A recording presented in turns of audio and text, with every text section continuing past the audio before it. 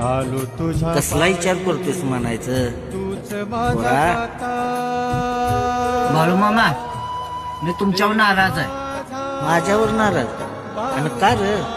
तुम्ही म्हणता ना चांगलं कर्म करत जा, फळाची चिंता करू नको. मग मी कुठपर्यंत चांगलं कर्म करत राहायचं? कोणाबरोबर बोलतोय?